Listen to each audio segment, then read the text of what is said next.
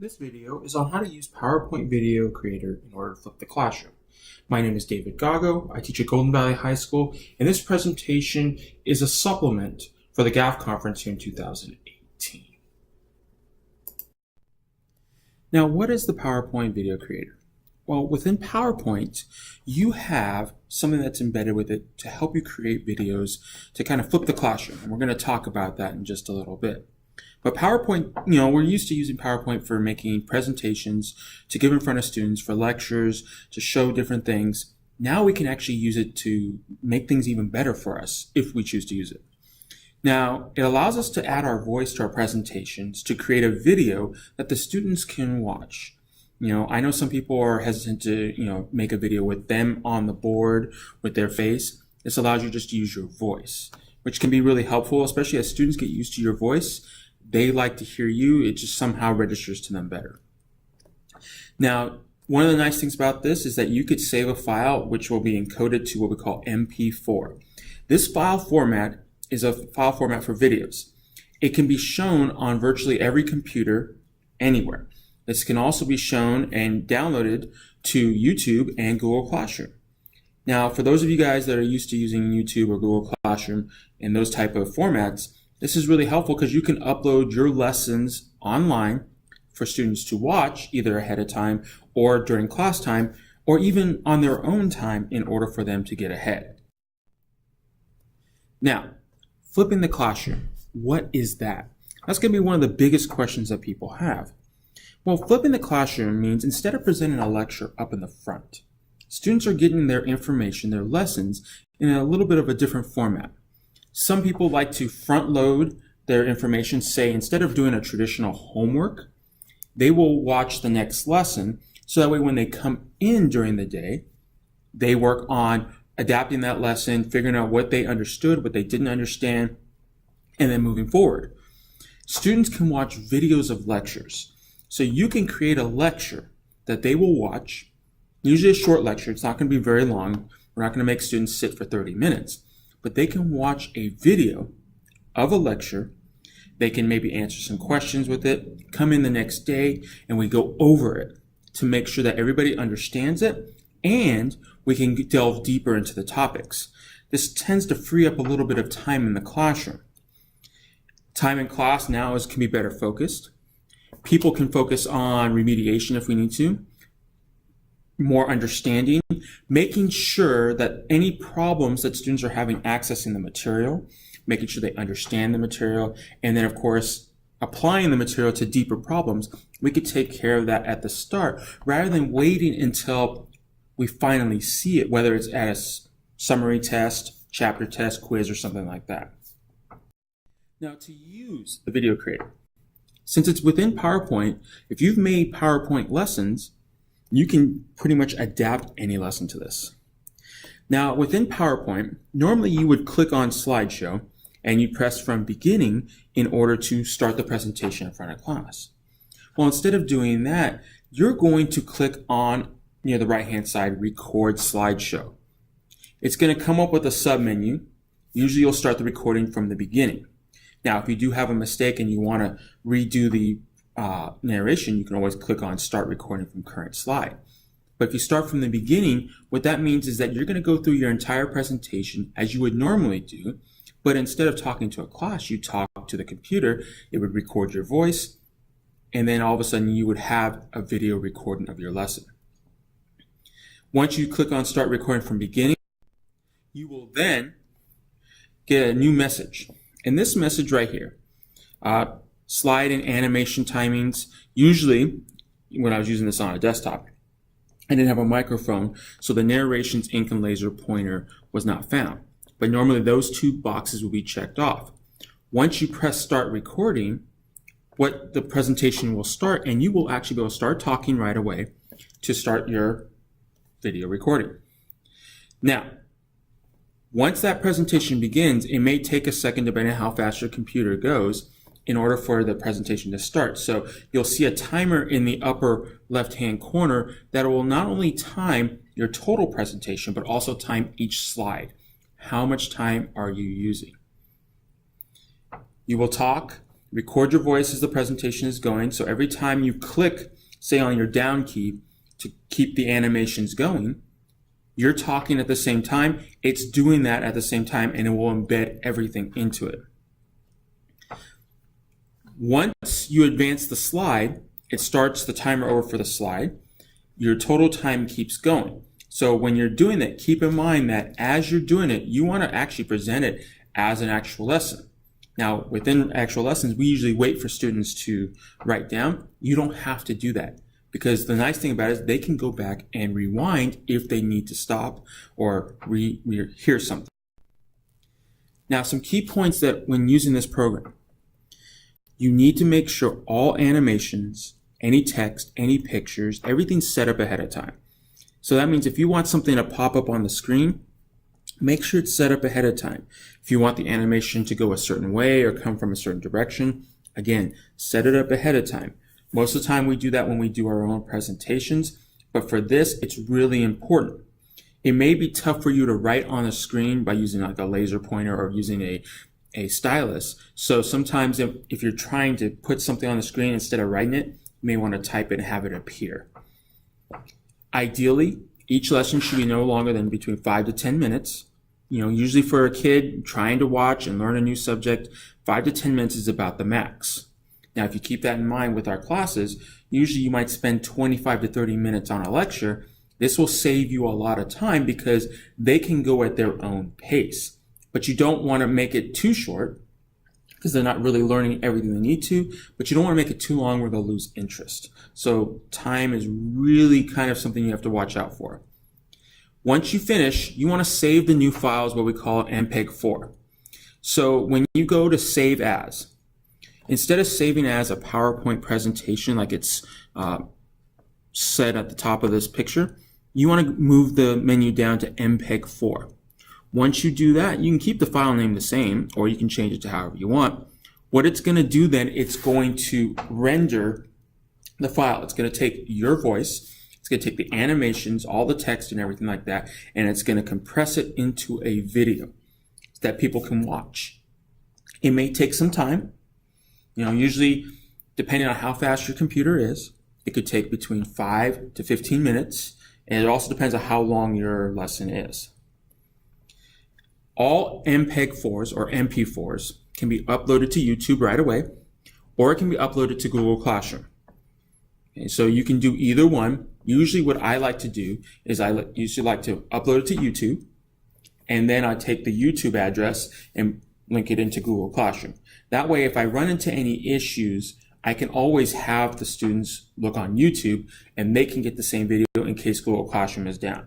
I like to have it in multiple spots just in case.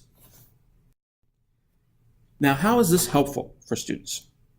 Well, students can access videos outside the classroom, and that's kind of important because if you have a student that shows up at, say, 8 o'clock in the morning, by the time they get a chance to work on the assignment, they may have forgotten some key points. How you said it, what are some important things to remember, because reality is they can't write down as fast as we could talk. So having a video where they can access it outside the classroom is helpful for remediation, helpful for remembering, so that way they can complete the assignments. It's also helpful to where teachers can front load the information. So if I want the kids to know the Pythagorean theorem and some of the basics of it before they show up to class, I can front load and say, okay, look at this the night before, come into class, make sure you have your notes. We're going to talk a little bit about it, and we're going to delve deeper into it. So what this does is saves time. And one of the biggest problems that we've had as teachers is having enough time to get through everything. So if we're able to front load information and have students learn about it ahead of time, when they come into class, they're more prepared, and you can make more engaging activities for them. Class time is increased. If you give a 6 to 10 minute lecture and you have it on a video, you might even do it inside a class where they spend that 6 to 10 minutes watching that video, maybe taking notes. You'll find that students will work on it quicker because you don't have to wait for that one student who has to write everything down and takes a long time, because it's tough for a student to listen and write. But now they can really focus specifically on what they have to do, get it done, and move on. You increase the class time in which you can produce stuff with the students. Plus the students feel like they're in charge of their learning, and that's important. Remediation and enrichment can be addressed effectively.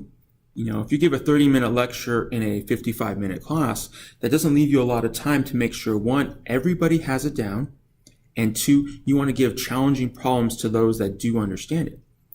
But if I give a 6-minute video, I find that they understand it, I can give an enrichment right there within class, or I can help the students that didn't understand something. And that can be really important, because the last thing you want a student to do is go home, they don't understand it, and they can't get help from their parents. So if they can't get help from their parents, they're not going to do their homework, they're going to fall behind, and this becomes a problem. We want to try to take that issue away.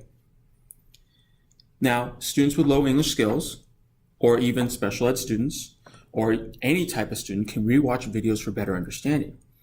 I figure with a low English skills student, they can sit and listen to it, take their time, make sure they understand it, and go through it, and not have to feel pressured in class. And that's the hardest thing, is that when you have, say mathematics education in class, guess what? They're focused specifically on trying to learn not only the English, but the math at the same time. This case, they can take their time, and that is really helpful for those specific students. Students who are absent can stay on topic. This is probably one of the most important things. How many times do you have a student that comes and says, hey, what did we do yesterday? Well, most of the time you say, copy the notes from someone else. Now you can just say, hey, we had a lesson, go watch the video lesson, make sure if you have any questions, come talk to me. They can stay on topic, or even if they're absent, they can watch it at home so that they're still doing the same work and maybe coming back still on topic and not behind. And with math, especially since I'm a math teacher, staying on topic is really important, because each topic usually is referenced with the next topic, and so on and so on. So if they're absent, they stay on topic, they stay on task, they stay on target, and hopefully stay on target for graduation and passing classes. Now, there are some drawbacks. While this is a wonderful thing for us to do, it doesn't mean that it's perfect. The time to create videos between actually giving it on the computer, rendering it, then uploading it, depending on your internet, depending on your computer, it could be around 30 minutes for each lesson. So we're talking a significant amount of preparation time to do this. Now, if this is your first year or first time doing a course, that, on top of creating lessons, it kind of adds to it. If you've been doing this for a little bit and you had lessons already made, it may not take as long. And once you start using it, it tends to go a little faster, but it's a time issue. It's nice when it's already created, but until then, you're still playing with a lot of time. One of the other drawbacks is making sure everybody's watching it. It's very easy for students to look like they're doing something, but they're really not. So you have to make sure you keep everybody interested in it. One thing that I have done with my students is that I might embed a quiz in there, where I might give them a link where they have to go to after they finish watching it, and then they have to answer some questions about the video, so that way I know that they watched it, or at least attempted to. That at least gives some accountability on them, and accountability for me to know that, hey, they did it. But it is one of those big things, because that creates another time block to create that stuff. Now, not every student has technology, especially at home. So I want to make sure that every student has access. I'm fortunate enough to have Chromebooks in my classroom so everybody can watch a video, but if they don't have opportunity at home, that might make it tough. Nowadays, with cellular phones, a lot of them have access to YouTube, have access to Google Classroom for free. So this may not be as big of an issue later on down the line, but it still is an issue. So if you run into that, you have to keep in mind how you want to implement it. Sometimes doing it from home is great, sometimes you can't. Now, you give more time in class, it means that you will have to be prepared more in class. Instead of giving a 30-minute lecture, you might only have a 10-minute lecture, so you have a lot more time to do. So you might have to make more materials, more projects, more things for the students to learn on top of what you already normally have them learn, which can be a good thing and a bad thing. It is a drawback because if you're not prepared, there's a lot of dead time. If you are prepared, you can really use that time effectively. So it is something that you have to kind of prepare for at the same time. Now, I've got a couple of examples of videos that I have made. I've got one here on standard deviation. I've got one here on confidence intervals. These are for my stats classes. And then I also have one on angles and chords, which is for my geometry class. Now, on each and every single one of them, like on standard deviation, I do have a link to a quiz that they have to take at the end. So that way, if they've watched it and they've done it, they should be able to answer the questions on the quiz. I've done the same thing with angles and chords. Usually I make a Google Forms quiz, a couple questions, make sure I keep their name, their period, so that way if I have any questions, I know that they watched it, I know that they paid attention, and I know that they did the quiz. Sometimes that's feasible for a lot of lessons, sometimes that's not. So it's up to you how you want to do that. You may do exit tickets, you may be doing some other different things. But here are some examples for you to watch in case you want to get some ideas. Like I said, you can add extra links to the material. You can have them watch another video on top of it. Say, hey, you need to go see this. Or you can almost do like a hyperdoc where they click on something to get more information in case they need it. So don't feel afraid to add links within your videos for them to write down and then go to. You'd be surprised. A lot of kids don't mind going to extra stuff if it's meaningful for them. Now, here's some references, some things that you may want to look at, in terms of flipping the classroom and using, videos to help supplement or even transform your classroom into something where, we know that kids are using technology today quite a bit, and this might be in your best interest to start looking at. Again, it will take some time. You may have to work with your professional learning community. Maybe some people are creating some people are not. Again, if you need any help, feel free to ask. I'd be more than willing to help you out.